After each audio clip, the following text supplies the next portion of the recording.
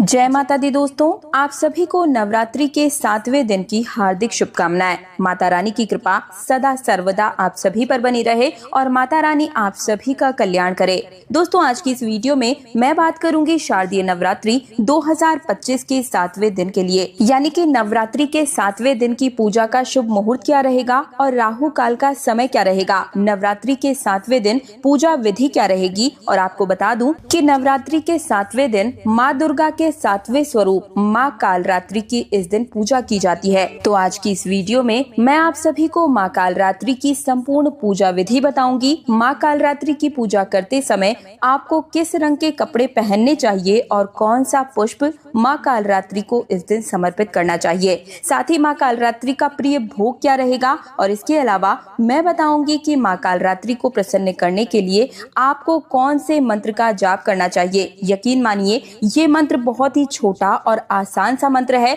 जिससे कि आप माता रानी को तुरंत ही प्रसन्न कर सकते हैं। इसके अलावा माता रानी को कौन सी वो एक खास चीज है जो अर्पित करने से आप अपनी मनवांछित इच्छाओं को माता रानी से पूर्ण करवा सकते हैं। और इसी के साथ माँ कालरात्रि की कथा भी हम सभी सुनेंगे। साथ ही साथ नवरात्रि के 7वें दिन किए जाने वाले एक इच्छा पूर्ति उपाय को भी बताऊंगी, जिससे कि आप माता रानी से अपनी मुंह मांगी मुराद को पूर्ण करवा सकते हैं। लेकिन वीडियो शुरू करने से पहले आप सभी से मेरा हाथ जोड़कर निवेदन है कि माता रानी की इस वीडियो को सबसे पहले तो लाइक कर दीजिए और कमेंट सेक्शन में जय माता दी जरूर ही लिखिए, ताकि माता रानी की कृपा हमेशा आप पर बनी रहे। तो चलिए बात करते हैं नवरात्रि के 7वें दिन की। दोस्तों, नवरात्र का जो 7वां दिन है ये माँ कालरात्रि की पूजा का विशेष दिन माना जाता है। माँ कालरात्रि की पूजा करने से आने वाली सभी बाधाएं दूर होती है और माँ कालरात्रि की पूजा करने से शनिदेव भी शांत होते हैं। इन्हें शुभकारी भी कहा जाता है क्योंकि ये अपने भक्तों के सभी दुख, भय और बाधाओं का अंत करती है।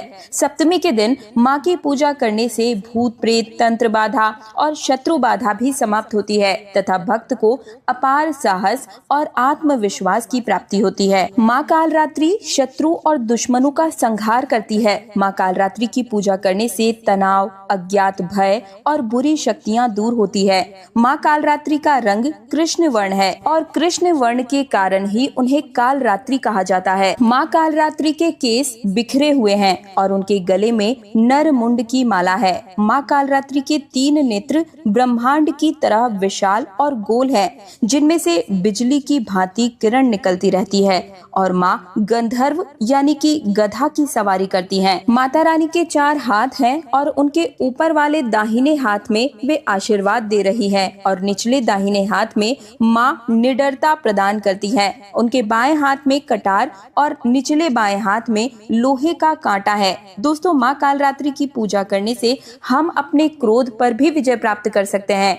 माँ कालरात्रि साधक को ज्ञान देती हैं कि हमें अपने क्रोध का उपयोग अपनी सफलता के लिए कैसे करना चाहिए। दोस्तों, माँ कालरात्रि का स्वरूप देखने में अत्यंत ही भयानक और विभत्स है, लेकिन ये सदैव अपने भक्तों को शुभ फल ही देती हैं और इसी कारण इन्हें शुभांकरी भी कहा जाता है। माँ कालरात्रि को यंत्र, मंत्र और तंत्र की देवी कहा जाता है। दानवों, भूत, प्रेत, पिशाच आदि के नाम लेने मात्र से ही भाग जाते हैं।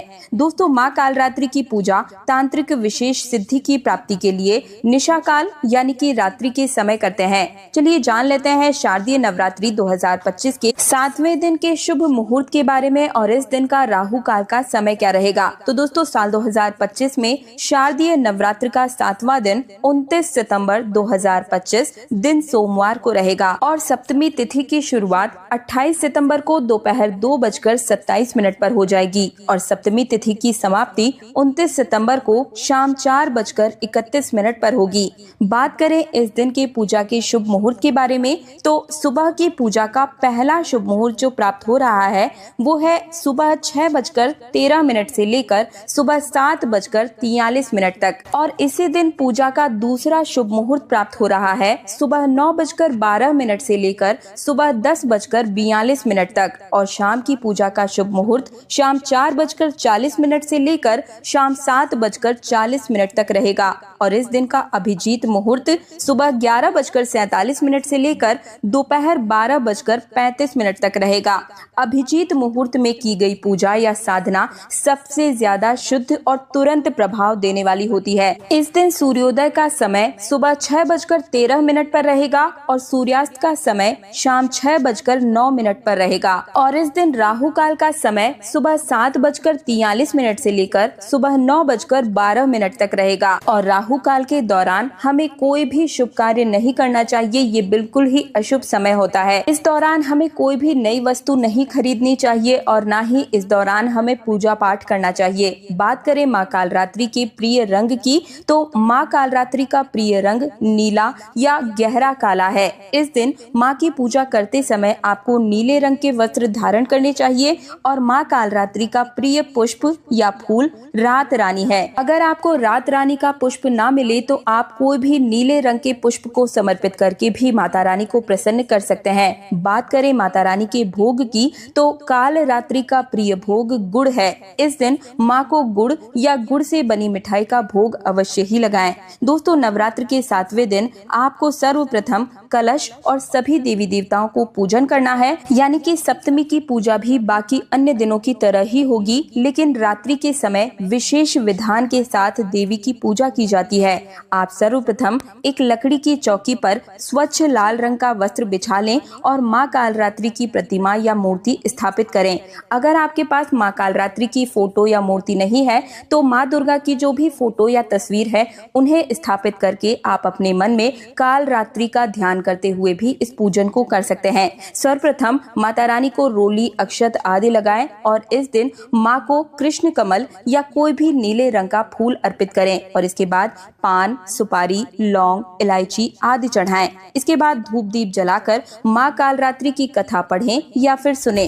तत्पश्चात आप माँ कालरात्रि के मंत्र या देवी सर्वभूतेषु माँ कालरात्रि रूपेण संस्थित नमस्तस्यै नमस्तस्यै नमस्तस्यै नमो नमः इस मंत्र का जाप करें या फिर आप ओम ऐं ह्रीं क्लीं कालरात्रे नमः इस मंत्र का भी जाप कर सकते हैं। इस मंत्र का जाप करने से नकारात्मक शक्तियों पर विजय की प्राप्ति होती है और साधक को भय और संकट से मुक्ति मिलती है। इसके अलावा क्लीं ऐं श्री कालिकाय नमः या फिर ओम फट शत्रुन साधाय घातक ओम इस मंत्र का भी आप जाप कर सकते हैं। किसी भी एक मंत्र का 108 बार जाप करें और माँ के सामने अपनी मनोकामना अवश्य बोलें और अंत में माँ की आरती करके विधिवत पूजा को संपन्न करें।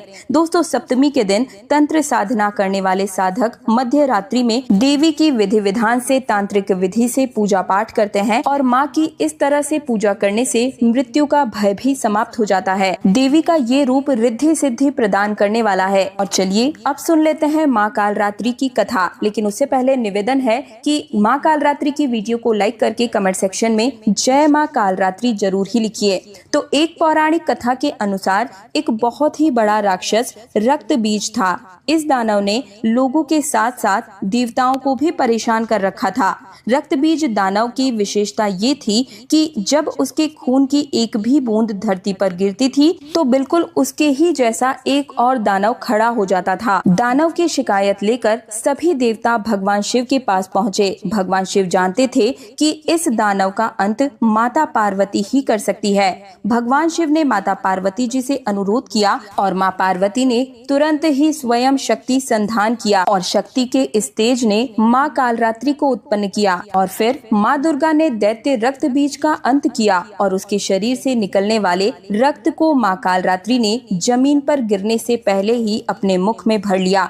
इस तरह से देवी माँ ने सबका गला काटते हुए दानव रक्त बीज का अंत किया। रक्त बीज का अंत करने वाली माता पार्वती का ये रूप कालरात्रि कहलाया। चलिए अब जान लेते हैं नवरात्रि के 7वें दिन किए जाने वाले 2 इच्छा पूर्ति उपाय के बारे में। दोस्तों, यदि आप अपने शत्रुओं से परेशान हैं, अज्ञात शत्रु से परेशान हैं, माँ कालरात्रि की पूजा जरूर करें और शत्रु और विरोधियों को शांत करने के लिए नवरात्र के 7वें दिन माँ कालरात्रि की पूजा में आप सफेद या लाल रंग के वस्त्र धारण करके रात के समय में माँ कालरात्रि की पूजा करें और इसके बाद माँ के समक्ष एक घी का दीपक जलाएं और माता को गुड़ का भोग लगाएं और इसके पश्चात 108 बार नवारण मंत्र यानी कि ओम ऐं ह्रीं क्लीं चामुंडाय विच्छय इस मंत्र का जाप करें और एक एक लौंग माँ को चढ़ाते हुए चलें और इस तरह से 108 लौंग माता रानी को चढ़ाएं और 108 बार नवारण पारण मंत्र का जाप भी करें। जाप पूरा होने के बाद आप इन 108 लौंगों को एकत्रित करके